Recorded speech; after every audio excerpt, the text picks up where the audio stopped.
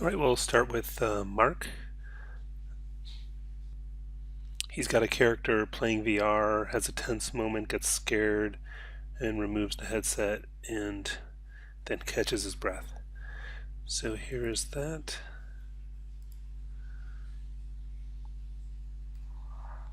So, first thing I would say is to think more about the camera. So, I think you're going to want a much tighter shot, maybe kind of coming around almost from the point of view of the television set a little off to the side, or maybe kind of from behind the TV, maybe of the corner of the TV in the shot, but we want to get much closer on him to see what he's doing.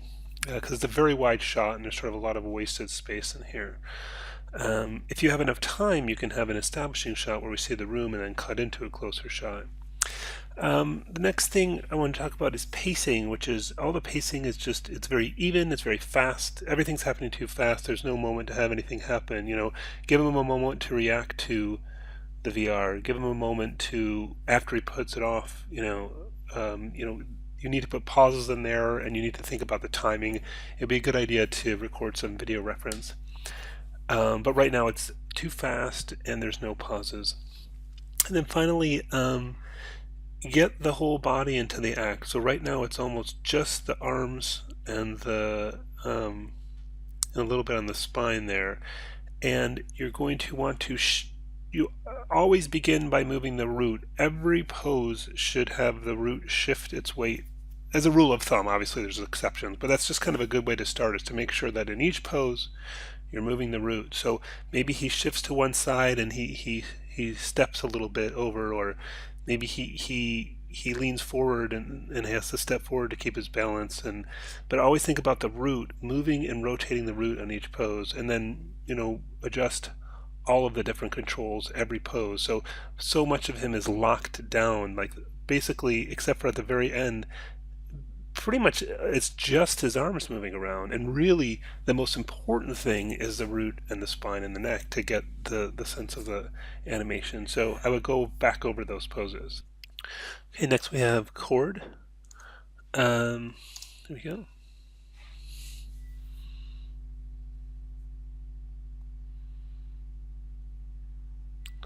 So yeah, you've got some good basic movements down. Um, yeah, definitely, as I'll probably say this over and over, but video reference is always good. I'm sort of wondering, you know, I imagine kind of moving one leg and this one being still and then moving the other leg, rather than this one kind of, sliding around the way it does. Seems, all both legs at the same time would be, it's almost like an acrobatic move. It would be hard to do physically. Try it. Like try sit on a bed and try that. You'll find it. I think you'll find it difficult. So yeah, one leg at a time, I think would be better. And if it has to broken down to more, like if you move the left leg and then move the right leg and then the left leg and the right leg to get all the way, or if you have to break it up, that's okay too. That might even be better. And then look for, it's very it's kind of very straight, very symmetrical. Like what about kind of a curve to the spine, or maybe a twist? Um, Also, I would say that he's, yeah. I mean, I guess part of the important part is have the leg move into position and then stop, and then rotate the hips, because you'd kind of need the stationary leg as leverage to help you rotate your hips around the rest of your body. But like it's almost like he's sitting on a spinning plate or something that's rotating him. He's not doing anything to help him do that. You would need some leverage. Um, like that he's resting his hands on the side of the bed. Yeah, the feet sticking straight up looks a little odd. I might try, down by their side, or at least not quite perfectly straight up. Um, yeah, and the timing, you're gonna have to play with it. Everything looks a little too like by the clock, like even, and so that might. And the other thing is the way he pops up. It's so fast, and again, you'll. What I would say is you'll want to position the hands first to kind of get some leverage, and then push up with the hands resting on the bed as leverage. So again, all this stuff would come out if you shoot some reference and refer to that. I think that'll help you a lot. And kind of just really pay attention to some of those details. But all that said, yeah, I can tell I can tell you're looking, I can tell you're thinking and paying attention to detail. But I guess the main message here is, you know, think about leverage, think about what's planted and what's moving and what's pushing and what's stationary as far as breaking up the body into different parts. Next, we have Todd.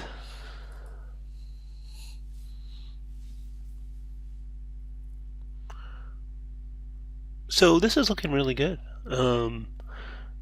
You've got a lot of, you got the walk footsteps in there. Um,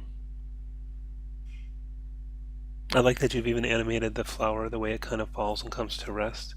I think that the hands are big, and it makes it so that, which is sort of typical for a cartoony character, but it just makes it so that the hand poses sort of really jump out at you even that much more. So think about that, like after he drops the thing in.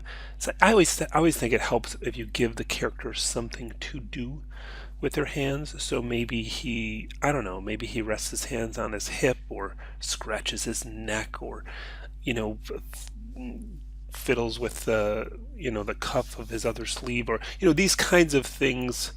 Even feels the texture of the vase he's putting it in. So it's just something that kind of gives it something to do, because when the hand's just kind of sitting there and it's so big and it's kind of sticking out, it just sort of grabs your attention.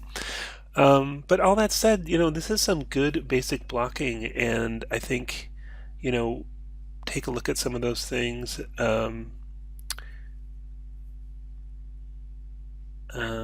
Yeah, I think it'll be easier to see some more of what's going on once you start kind of getting it out of the step tangent mode and start splining it. But this is a very good start. So next is Mario. I'm going to go straight into the Maya file. And the first thing I noticed when I hit play is this very slow interaction. So I selected the surface here, and there's loads of history on this guy, which is going to make him act a lot slower. So I'm going to do edit delete by type non-deformer history. So if you just delete history, it's going to unbind your character. But if you do non-deformer history, it should delete all the history that isn't the skin cluster or any other deformers. So just word of warning here for anyone who tries that is that sometimes things go awry when you try to do non-deformer history, because you're deleting history out of order in some cases, and it doesn't like it. So just always save a version before you try deleting non-deformer history. But in this case, um, much more nice to work with. So what I might say is, let's see your resolution gate here. It's a pretty wide shot. I think that I know your reference was kind of a wide shot, but doesn't mean you need to stick with that. So I would frame it much tighter. Let's say something more like this ish, somewhere around there.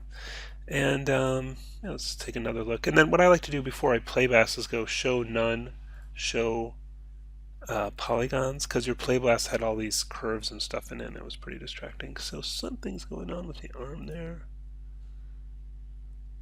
Yeah, there's binding issues because there's really not enough geometry here. The thing to have done was to smooth it one level before you bound it, because there's way not enough geometry to get, and that's why you're getting some of these pinching at the elbow and stuff like that. But it's still working. But something pretty crazy is going on there. Let's take a quick look. I have a suspicion about what it is, but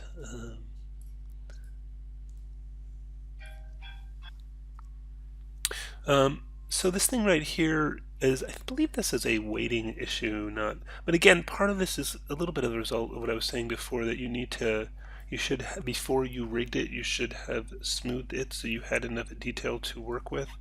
But if I take this edge and I convert this to vertices, um, and I look at their weight, window, general editors, component editor, and smooth skins, we can see that right shoulder and shoulder part 1 has some weight, and the elbow does have some weight. Yeah, so I think it's a weighting issue, but I think that maybe there's too much on the elbow. So let's go maybe like 0.1 on the elbow. Yeah, that seemed to have done it pretty well. Let's see what happens if we just take it off the elbow. Whoops, hold on. Entirely. That helped a lot. It still looks a little bit funny. I think I might have to do some on this. Anyways, this isn't, normally I wouldn't really do it this way. You'd rather do this when it's bound, but the other thing is I could just try to smooth this a little bit. I did shift greater than to get the next couple rows. And let's see what happens if we go to paint, skin cluster, and just switch to smooth. No, nothing. Oh, I think I need to have I have the wrong joint selected. So let's get we're on the right arm. So really you'd want to do all this while he's in bind pose and all that kind of thing, and then mirror it, but I'm just kind of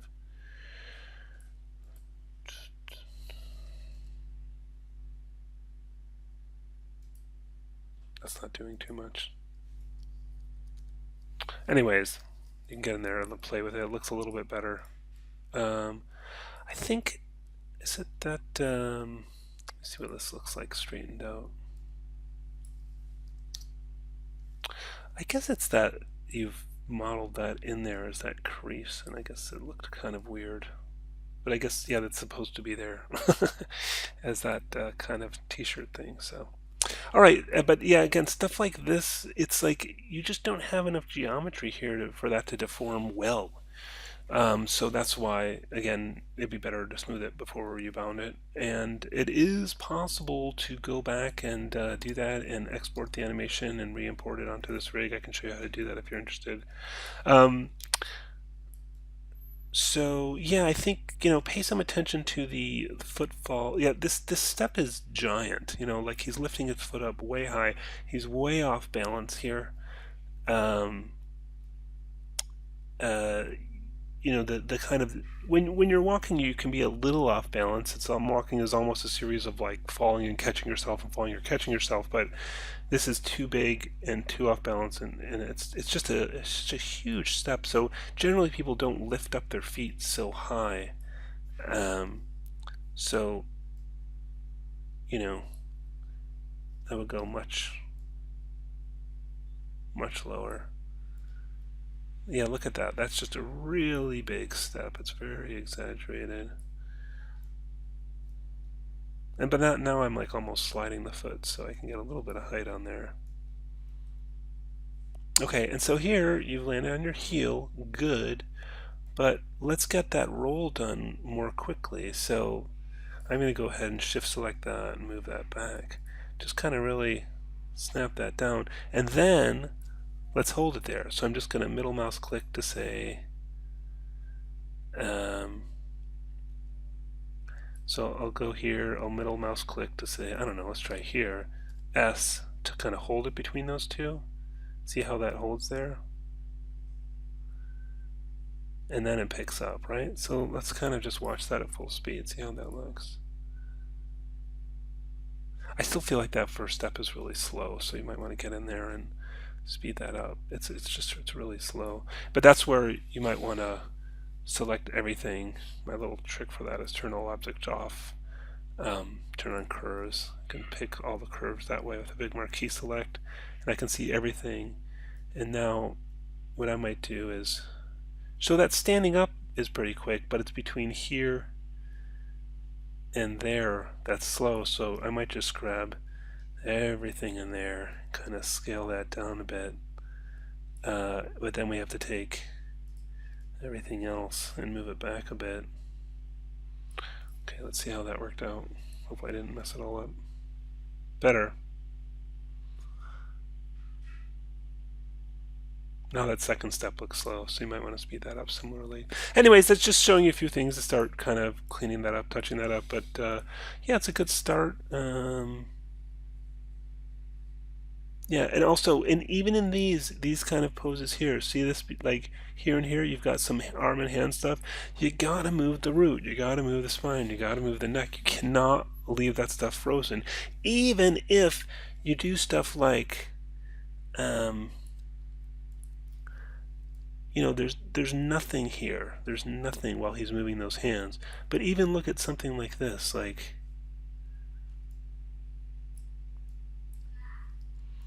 very subtle, right? Watch that, and I mean, you can spend more time on it, but the point is, it's like even those something as small as that helps keep them alive more than how you just can't have it frozen. You gotta. So that's why, like, my rule of thumb is adjust every control, every pose. I feel like that's a good, and at least you're thinking about what that part of the body's doing, and then also it's not looking frozen like a mannequin. So next we've got Yuri.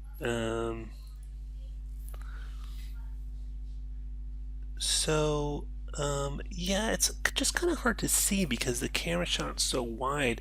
So, what I would recommend, first of all, is yes, start with this shot, but right about there, cut to a closer shot that goes something like this, maybe, or even a dolly shot where you kind of follow him along.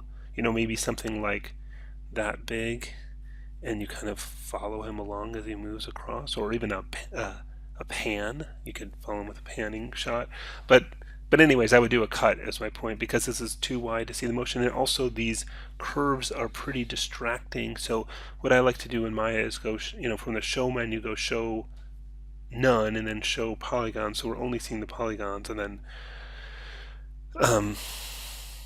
yeah, and then you can see it. You don't have that stuff in the way. So yeah, and it looks, from what I can tell, I think his arms are still out to the side, so you need to get his arms into it, and it's sort of something to think about. It's like, how much do you want to spend walking, right? Maybe you want to drop in from closer and just do a couple steps just to get to the point, get to the kind of action and that kind of thing. Um, yeah, so get the arms, get the rest of the body in it, and let's get a tighter shot so we can kind of see better what's going on. Next we have Joseph. So let's take a look at this. So the first thing that jumps to my attention is that camera move. It's distracting. It's not, and it doesn't really give you more information about the scene. It's very fast. It's sweeping. It's a bit abrupt, and basically, I would say just go with a static camera. That there's nothing. You don't have to be so dead center, right? Maybe you want to put them on a third. Maybe you want to get kind of come around a little bit to a three-quarter view. We can take a look at it in Maya. Um, so um, you know, you can do, you know, you could do a shot kind of like that. You could play with it. We could, let me just, I'm just gonna delete the keyframes off the camera just to give it a little play with that. But show our curves. I'm just gonna select one just to make it easier to center my camera on him. So, you know, you could do something like this, or maybe, you know, maybe something like that, just to make it a little bit more interesting than sort of the perfect. I mean, you can do the dead straight on thing too if you want, you know, that has kind of a look of its own. But, you know, I would just go static because the camera moved. So that was the first point. Then, yeah, I think that the big thing, like I've said on a few other of these, is that You got to move the root. You have to move the spine. These are the most important things. The arms and the hands and all that are secondary. Many animators actually have rigs where they hide the limbs entirely for their first pass of animation, and they just have the torso, neck, and head and animate only that for their first pass, and then put in the hands and arms and legs movements just to kind of keep them focused on the line of action and the basic motion of the body, which is the most important thing. Whereas in this case, there's literally no movement on the root and no movement on spine, and that is the most important thing. And if you're going to scoop ice cream, you really got to put your back into it, especially if it's like hard frozen. It's like you're really moving your spine, you're twisting your spine, you're using your spine to kind of assist your arm and your shoulder and your clavicle. That all kind of gets into it. So yeah, definitely get some reference on that and take a look. Let's look at what the problems you mentioned were.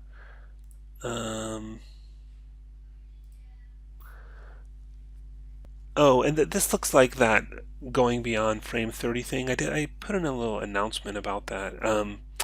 That's this weird thing that sometimes happens with the rig. So yeah, it looks like, so if I go past 30, um, set a keyframe here, set a keyframe here. Yeah, see, anything past here isn't working. So that's what I mentioned is you make a new scene, you import this scene into it, and it should work fine. So it's just some weird thing in the advanced skeleton rig screws it up. I think it has something to do with when you play with the walk creator that somehow messes it up. I wish I knew the proper solution, but that is a functioning solution. New scene, import this into the scene, should be okay. So yeah, those are the main things. There was one other issue you brought up. Eyeballs, so they move the head, but when you detach or unparent it, it still shows the error. So I don't see the eye rig here. The eyes do seem to be moving with the head, so let's just look at the error here.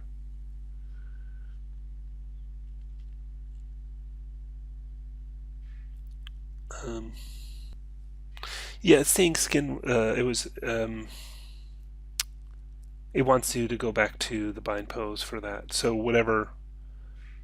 You may need to. You can do skin go to bind pose, which may or may not work because a lot of stuff is sort of locked down. One way to, so you can go skin.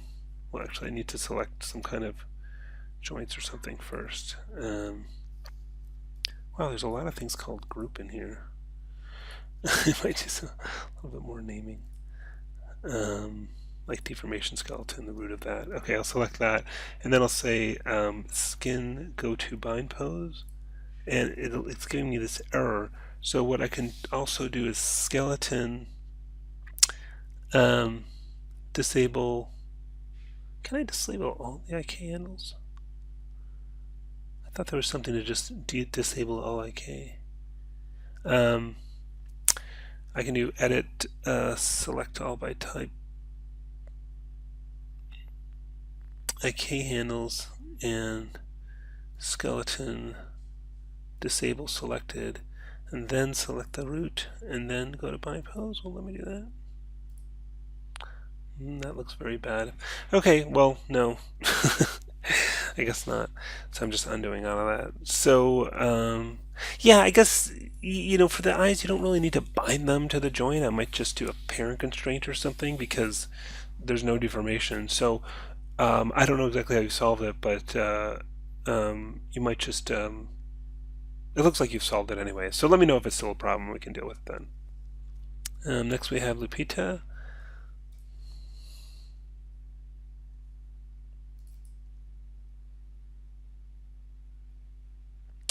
So this is something you're going to want to look out for is generally I use this circle thing to place the character in their starting point, but after that it's going to cause more problem than it solves because you're not going to be able to get the feet to stick. I guess the other thing is that it looks like you're trying to animate the legs without the IK turned on, and for a walk almost without exception, you're going to want the IKs on for the hands. So I think I'll kind of take a step back and do this again without moving this circle and with turning IK on. Just showing what I mean in the file. So this guy, let's turn everything off and just turn on curves so we don't pick anything we don't want. Oh, I thought this was animated. It's not. What is moving that forward? Oh, but this is different from the other one. So yeah, I mean, it is technically possible to move this. It's at such a pace that you have the feet animated. Oh, that's interesting that that's not even working right. Interesting. Okay, something seems to be a little broken on the rig. All that said, take these guys, turn IK on, animate your feet with these guys so they stick to the ground. You can see what I mean, like if I move the root around, the feet will stick unless I'm animating. So that's really the way you're going to want to do your walk. Obviously you won't have the rest of the animation, although you can kind of use that for your pacing and then just kind of foot to foot movement, then moving forward and back with this control. And then the eye thing you mentioned, so I have your character in Maya 2017. I think that's what you're working on. Anyways, so we're under the rigging menu set under Deform. I'm going to go to Wire, and you can see at the help at the bottom left at the screen it says Wire Tool. Select Shape to Deform and press Enter. So I'll click on this, press Enter, and then it says select the wire curve, and it's a little bit hard to see, so I might kind of hide polygons real quick just so I can get that, and then Enter, show those again. And now if I move this, it's moving way too much. So in the attribute editor, I'm going to go under Wire with this selected. I should be able to find that. Spin open drop off distance, and we're at 1 now. Let's try like 0.2 or something like that. And that's still moving too much. Maybe 0.18. Too much. 0.13. Still too much. 0.11. Getting there. Maybe still a little bit too much. Maybe something like that. And you might, what I would do probably is to also have that be the wire for the eyebrow shape you have on there. So again, Deform Wire, this guy, that guy. Okay.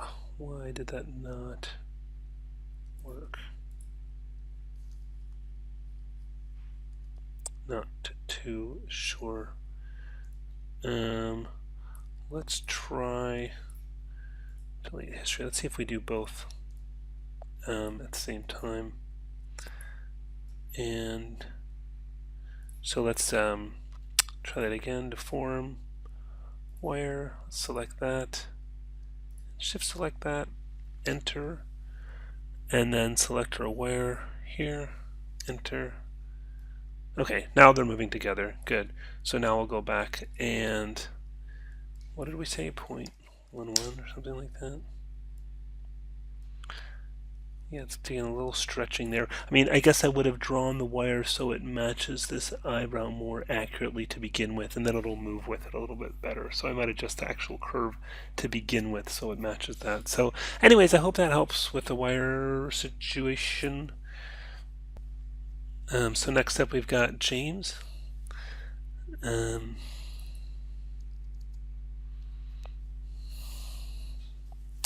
So yeah, there's some good stuff going on here. I like that he's leading with the torch. I think that I think you just should do another pass and take a little bit more time on the poses. I think the pacing could use a little bit work. I think the sort of cautiously moving through the cave, I might do kind of step, pause, rather than this kind of, he has almost this like graceful kind of continuous motion, which for a normal walk would not look unusual, but for this where he's kind of narrowly avoiding rocks and stuff, I might have him a little slower, a little more cautious. I'm imagining the original Indiana Jones movie. I'm just thinking of like some of those kind of cave-like stuff where he kind of cautiously moves. So, maybe you have this nice potential moment here where he kind of grabs that, but I feel like it's too late. Like I think that he should reach out his right arm somewhere, I don't know, maybe here, kind of move his head, duck out of the way, put his right hand on there to kind of pull himself through a little earlier. But here it's like he's only pushing on that kind of after the fact, and you want it to kind of be there to kind of pull him forward through the space.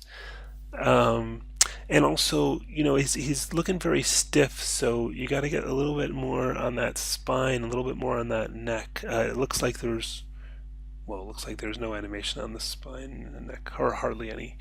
Um, so yeah, I think give yourself a little bit more time to move to the space, kind of have them dodge out of the way. Think about the weight being centered over the foot that's carrying the weight. Um, and pauses. He stops, he looks, he braces his hand to move something out of the way, pushes it forward. But anyways, it's a good start. This swinging a camera thing, not so great. I don't really mind the camera movement so much up to here. But then this big swing is very distracting. If you want to go to that side view, fine, do a cut. Don't whip the camera swinging around like that. Um, and then this last cut is kind of a little bit odd and jarring. It's much too short of a cut to have in there. So what I would say is if you cut to this side view, frame it more like where this is the left side of the frame, and then you give yourself some more room here on the right for him to walk out, so that you don't have a reason to do this last cut that you've done. Um, yeah, but I think that you've got a good environment, you've got a good kind of little scene, and I think in a way, you're not taking as much advantage of the environment, the low-hanging rock, that stuff that he can be kind of interacting with and reacting to in his movements as much as you could.